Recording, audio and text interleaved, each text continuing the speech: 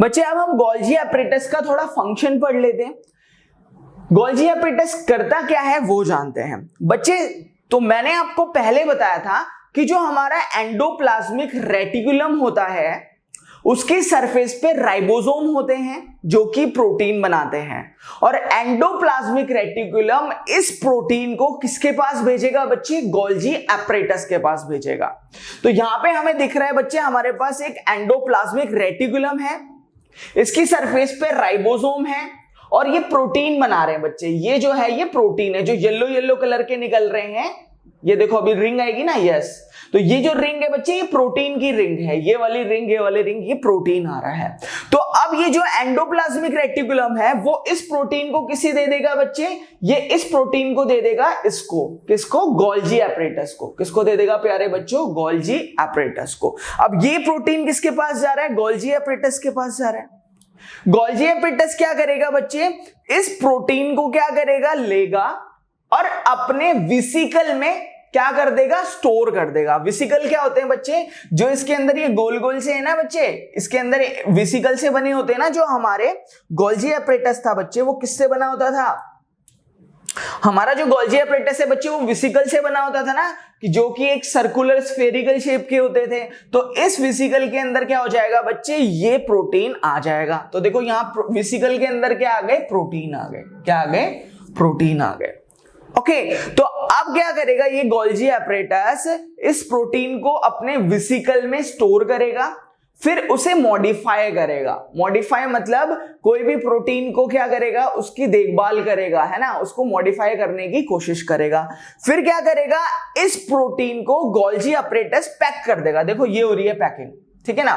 तो यहां पे क्या हो रहा है? देखो यहां पे ये हो रही है पैकिंग, देखो ये रिपैकिंग, ये रिपैकिंग, ये पैक हो रहे हैं प्रोटीन। और पैक होके कहां पे आ गए बच्चे? यहां पे आ गए। और गोल्जी एपरेटस इस पैक प्रोटीन को क्या करेगा बच्चे? सेल के डिफरेंट पार्ट में भेज देगा। किसके डिफरेंट पार्ट में भेज देगा बच्चे? सेल के डिफरेंट पार्ट में भेज देगा। तो डिफरेंट पार्ट ऑफ सेल में भेज देगा, ठीक है। तो यहां हमने क्या सीखने को मिला कि जो हमारे एंडोप्लाज्मिक रेटिकुलम में जो राइबोसोम प्रोटीन बनाते थे, तो एंडोप्लाज्मिक रेटिकुलम क्या करता था? इस प्रोटीन को कहां भेज देता था बच्चे? गोल्जी एपरेटस में भेज देता था। और ये गोल्जी एपरेटस क्या करता था बच्चे? इस प्रोटीन को स्टोर करता था, इसको मॉडिफाई करता था और पैक करके सेल के डिफरेंट पार्ट को भेज देता है। बच्चे जो गोल्जी एपरेटस है उसका नेक्स्ट फंक्शन क्या है? जो हमारा गोल्जी एपरेटस है वो सिंपल शुगर को कॉम्प्लेक्स शुगर में क्या करता है? कन्वर्ट करता है। इसका नेक्स्ट फंक्शन है कि जो हमारे गोल्जी एपरेटस होते हैं बच्चे वो लाइसोसोम भी बनाते हैं। क्या बनाते हैं? लाइसोसोम बनाते हैं। तो यहां पे देखो बच्चे ये हमारा एक गोल्जी एपरेटस है, ये क्या कर रहे हैं? लाइसोसोम बना रहा है। ये हमारे लाइसोसोम है, ये प्राइमरी लाइसोसोम है और ये क्या है बच्चे? सेकेंडरी लाइसोसोम है, ठीक है ना। तो जो हमारे गोल्जी एपरेटस होते हैं वो क्या बनाते हैं? लाइसोसोम बनाते हैं। लाइसोसोम क्या करते हैं बच्चे? ये ना सेल को क्लीन करते हैं, सेल को साफ रखने की कोशिश करते हैं। इसके बारे में हम डिटेल में आगे बात करेंगे। बच्चे जो हमारा नेक्स्ट टॉपिक है वो है लाइसोसोम। लाइसोसोम क्या होता है बच्चे? जो लाइसोसोम्स होते हैं ना वो छोटे छोटे बैग पाउच की तरह दिखते हैं जो कि एक मेम्ब्रेन से कवर्ड होते हैं, ओके। और इन लाइसोसोम के अंदर एक डाइजेस्टिव एंजाइम भरा होता है, ठीक है। तो यहां पे हमें देखने को मिल रहा है बच्चे लाइसोसोम का स्ट्रक्चर। तो ये हमारा लाइसोसोम क्या है बच्चे? एक छोटे छोटे बैग की तरह दिख रहे हैं ना, यस। इनके बाहर एक मेम्ब्रेन है बच्चे, ये जो स्काई ब्लू वाली शेप है ना, ये वाली, ये इसकी मेम्ब्रेन है। क्या है? ये मेम्ब्रेन है, ओके। और जो हमारे लाइसोसोम होते हैं बच्चे उनके अंदर क्या होता है? डाइजेस्टिव एंजाइम होते हैं। कौन से? ये जो इसके अंदर ग्रीन कलर के है ना बच्चे, ये हाइड्रोलाइटिक एंजाइम या इन्हें डाइजेस्टिव एंजाइम भी कह सकते हैं। डाइजेस्टिव एंजाइम, ये डाइजेस्टिव एंजाइम क्या करते हैं बच्चे? ये ना किसी भी, यानी कि जैसे किसी फूड को क्या करना है? डाइजेस्ट करना है, ठीक है ना। तो इसके अंदर फूड जाएगा, डाइजेस्ट हो जाएगा, ठीक है। और क्या डाइजेस्ट करने के काम आते हैं बच्चे, ये ना जैसे अगर किसी सेल का पुराना कोई ऑर्गेनल्स हो गया, ऑर्गेनल क्या हो गया, पुराना हो गया, बिल्कुल डेड होने वाला है, या डेड ऑर्गेनल हो गया बच्चे, वो इसके अंदर जाएगा, वो भी क्या हो जाएगा, बिल्कुल डाइजेस्ट हो जाएगा। समझ में आ रही है, वो क्या हो जाएगा, नष्ट हो जाएगा, उसकी जगह एक नया सेल ऑर्गेनल बनेगा। बच्चे जो लाइसोसोम होता है वो सेल का वेस्ट डिस्पोजल सिस्टम भी होता है।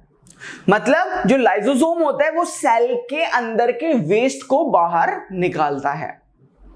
कैसे, जो हमारा मान लो हमारे पास क्या है, एक एमीबा है, ये एमीबा एक सेल से बनता है, यानी कि ये एक यूनिसेल्यूलर ऑर्गेनिज्म होता है क्योंकि ये एक सेल से बनता है। तो यहां पे क्या हो रहा है बच्चे, ये जो लाइसोसोम है वो क्या कर रहा है, इस सेल के वेस्ट को बाहर निकाल रहा है। कैसे निकाल रहा है, तो यहां से क्या कर रहा है, अमीबा ने खाना खाया, ये खाना इधर आया, अब ये खाना इधर आया, अब लाइसोसोम इस खाने के अंदर मिल गया। ओके, लाइसोसोम ने इस खाने को डाइजेस्ट कर दिया, पचा लिया, और जो वेस्ट खाना है बच्चे उसे लाइसोसोम ने क्या कर दिया, इधर से बाहर भी निकाल दिया। तो जो ये वेस्ट चीज थी बच्चे, लाइसोसोम ने क्या करा, रिमूव कर दी। लाइसोसोम ने क्या करा बच्चे, रिमूव वेस्ट।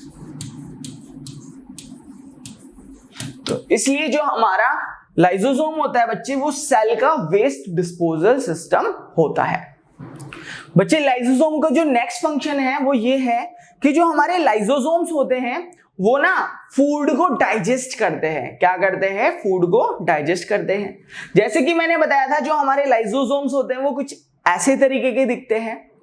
तो ये लाइसोसोम क्या करते हैं बच्चे, इनके अंदर ये डाइजेस्टिव एंजाइम होता है। क्या होता है, डाइजेस्टिव एंजाइम। डाइजेस्टिव एंजाइम का मतलब होता है बच्चे इनके अंदर एक फ्लूइड भरा होता है, एक लिक्विड भरा होता है जो किसी भी चीज को डाइजेस्ट कर देता है। जैसे हमारे पेट के अंदर डाइजेस्टिव एंजाइम क्या होता है, हाइड्रोक्लोरिक एसिड होती है ना हमारे पेट के अंदर, जो कि हमारे खाने को या किसी भी चीज को डाइजेस्ट कर देती है। ऐसे लाइसोसोम के अंदर भी क्या होता है बच्चे, ऐसे ही डाइजेस्टिव एंजाइम होता है जो किसी भी चीज को डाइजेस्ट कर लेता है। तो अब क्या होता है बच्चे, जैसे ही इसके अंदर क्या जाता है, फूड जाता है। क्या जाता है, फूड। तो जैसे इसके अंदर फूड जाता है तो ये फूड को क्या करता है, ये लाइसोसोम का डाइजेस्टिव एंजाइम क्या कर देता है, पचा देता है, छोटे छोटे टुकड़ों में बांट देता है और उसे प्रॉपर ढंग से पचा देता है।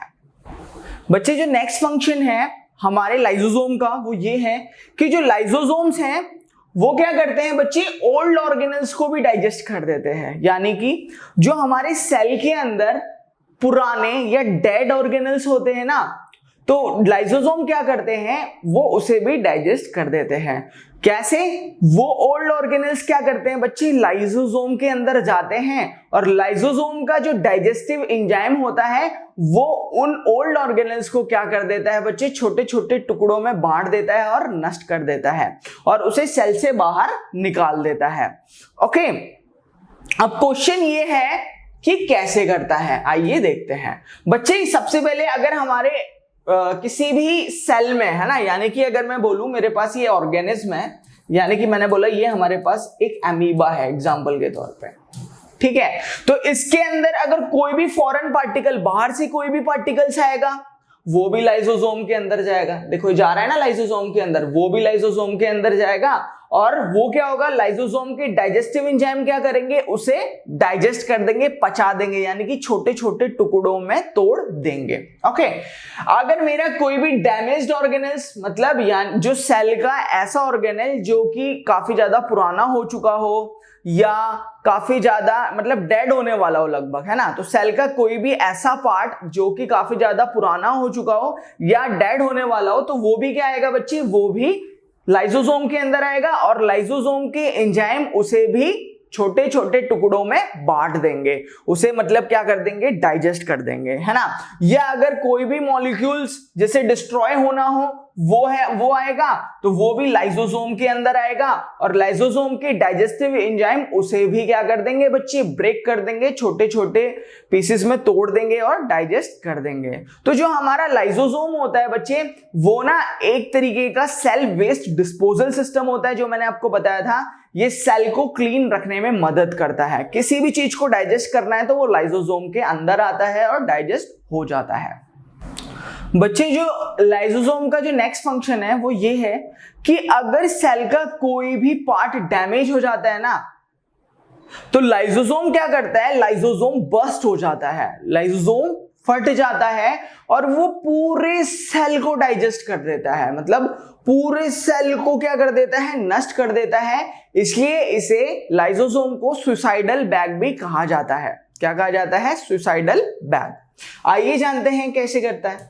बच्चे अगर मान लो ये हमारे पास क्या है, एक सेल है, इसका कोई सा भी पार्ट अगर क्या हो गया, डैमेज हो गया, क्या हो गया बच्चे, अगर इसका कोई सा पार्ट क्या हो गया, डैमेज हो गया, तो कैसे होगा बच्चे, देखो मान लिया अगर इसका माइटोकॉन्ड्रिया डैमेज हो गया या वैक्यूल डैमेज हो गया, कुछ भी डैमेज हो गया, तो ये जो लाइसोसोम है ना बच्चे, ये ग्रीन वाला लाइसोसोम होता है, देखो ये रहा लाइसोसोम, ग्रीन वाले लाइसोसोम्स है। तो ये लाइसोसोम क्या करेगा, फट जाएगा, इसके अंदर क्या कर जाएगा, फट जाएगा, ये फट गया। और ये क्या करेगा, फटेगा तो इसके अंदर से डाइजेस्टिव एंजाइम निकलेगा, यहां से ये वाला लाइसोसोम फटेगा, लाइसोसोम यहां से ये वाला फटेगा, इसके अंदर से डाइजेस्टिव एंजाइम्स निकलेंगे, जिसके कारण क्या होगा, ये पूरे सेल को क्या कर देगा, डाइजेस्ट कर देगा, नष्ट कर देगा। समझ में आ रही है? तो इसलिए इसे सुसाइडल बैग भी कहा जाता है।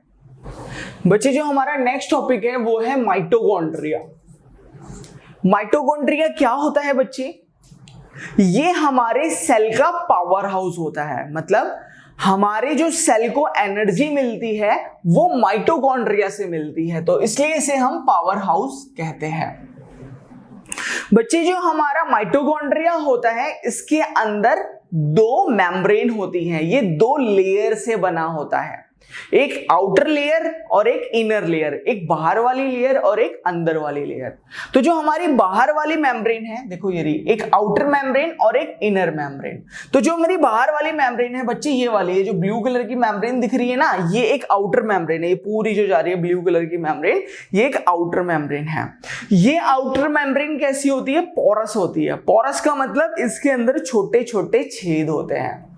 और जो हमारी इनर मेम्ब्रेन होती है बच्चे, ये ना फोल्डेड होती है, मुड़ी हुई होती है, देखो ये मुड़ी हुई दिख रही है ना आपको, ये सारी की सारी मुड़ी हुई दिख रही है, यस। तो जो इनर मेम्ब्रेन होती है वो मुड़ी हुई होती है, फोल्डेड होती है।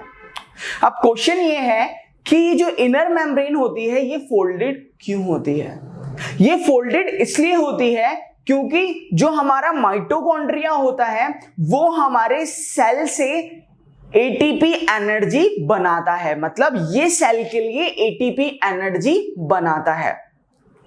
और इस एटीपी एनर्जी को बनाने के लिए हमें ज्यादा एरिया की जरूरत होती है, तो ये ज्यादा एरिया हमें अंदर वाली मेम्ब्रेन देती है, तो इसलिए इसी के अंदर एटीपी एनर्जी बनती है। कौन सी एनर्जी बनती है? ATP energy.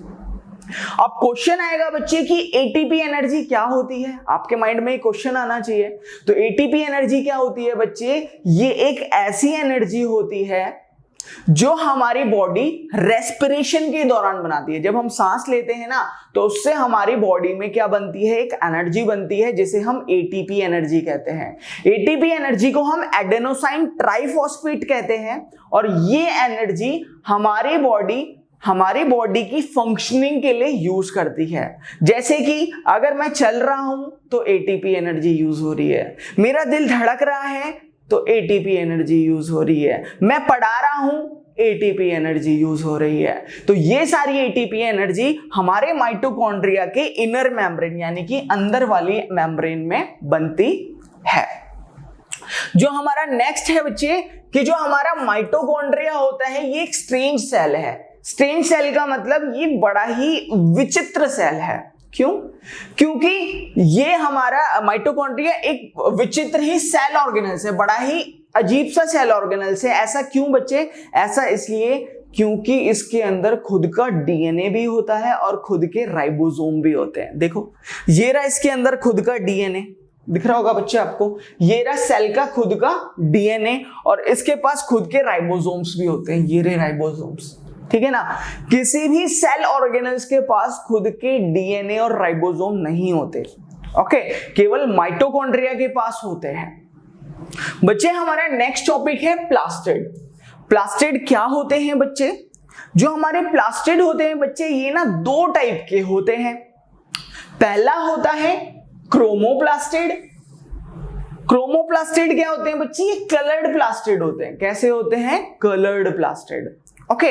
ये क्रोमोप्लास्टिड हमें कहां मिलते हैं बच्चे? ज्यादातर प्लांट्स में देखने को मिलते हैं। दूसरे होते हैं बच्चे ल्यूकोप्लास्टिड, और ये क्या होते हैं? कलरलेस या व्हाइट होते हैं, मतलब इनके अंदर कोई भी कलर नहीं होता या व्हाइट कलर के ये दिखते हैं।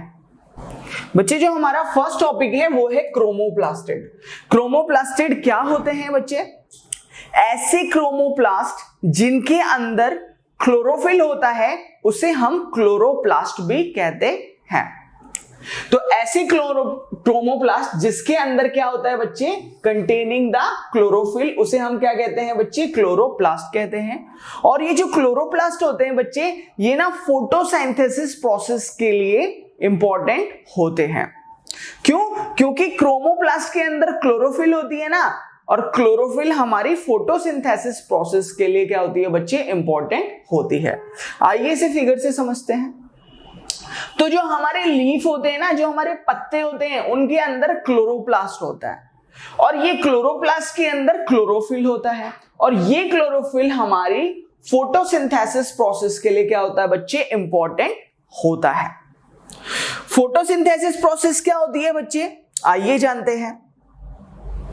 तो जो हमारी लीव्स के अंदर क्या होता है बच्चे? क्लोरोफिल होता है ना, यस। लीफ के अंदर क्या होता है बच्चे? क्लोरोफिल।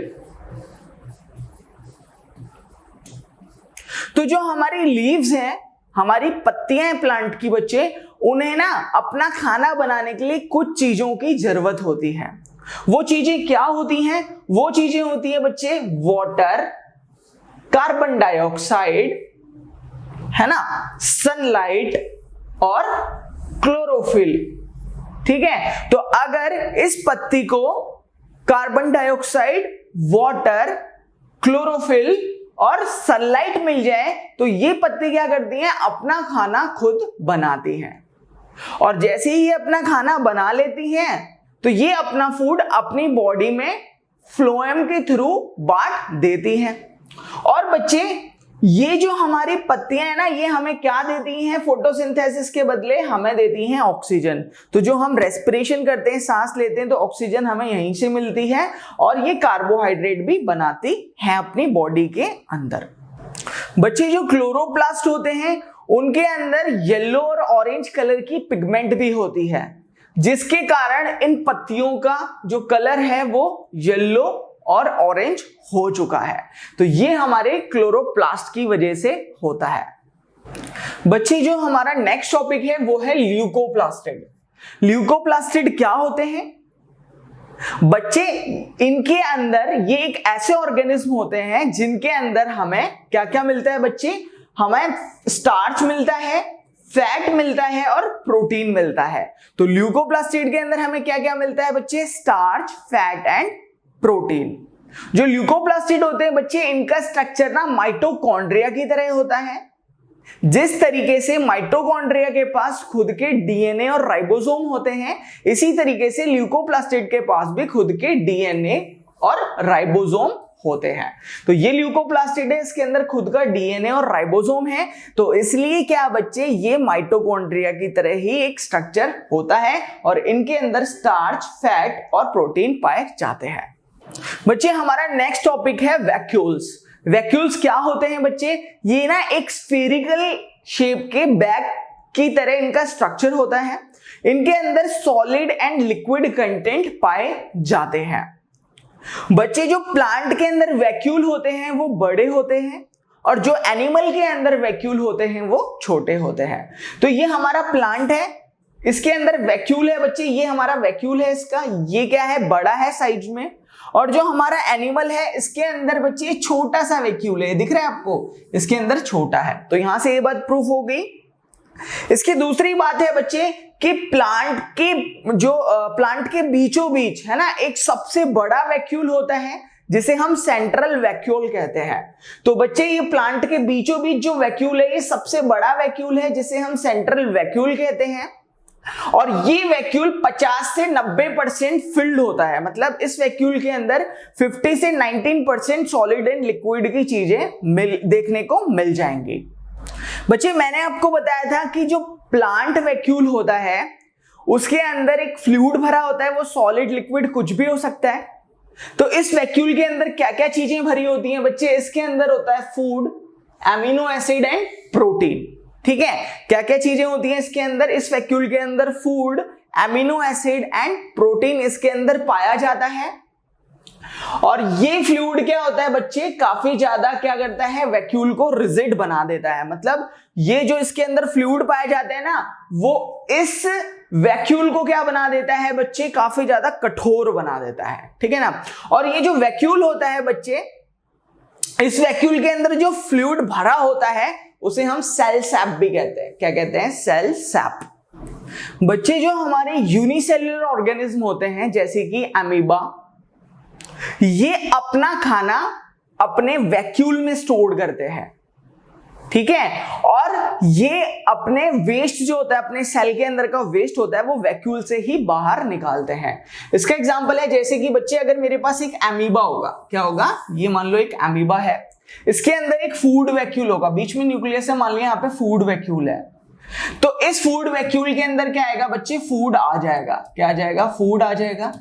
ये फूड इस वैक्यूल के अंदर क्या होगा बच्चे? डाइजेस्ट होगा। क्या होगा? डाइजेस्ट होगा।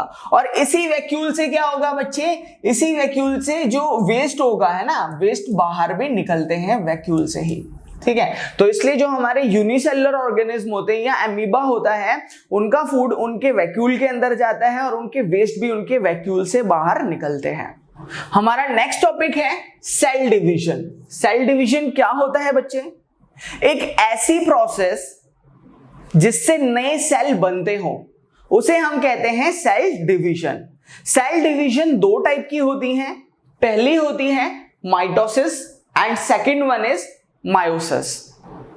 तो बच्चों अब हम बात करेंगे माइटोसिस की। माइटोसिस क्या होता है बच्चों? ये एक ऐसी प्रोसेस है जिसमें एक मदर सेल दो डॉटर सेल में टूट जाती है और इस डॉटर सेल के अंदर मदर सेल के जितने ही क्रोमोसोम्स होते हैं, यानी कि मदर सेल के अंदर जितने क्रोमोसोम्स होंगे तो डॉटर सेल के अंदर भी उतने ही क्रोमोसोम्स होंगे।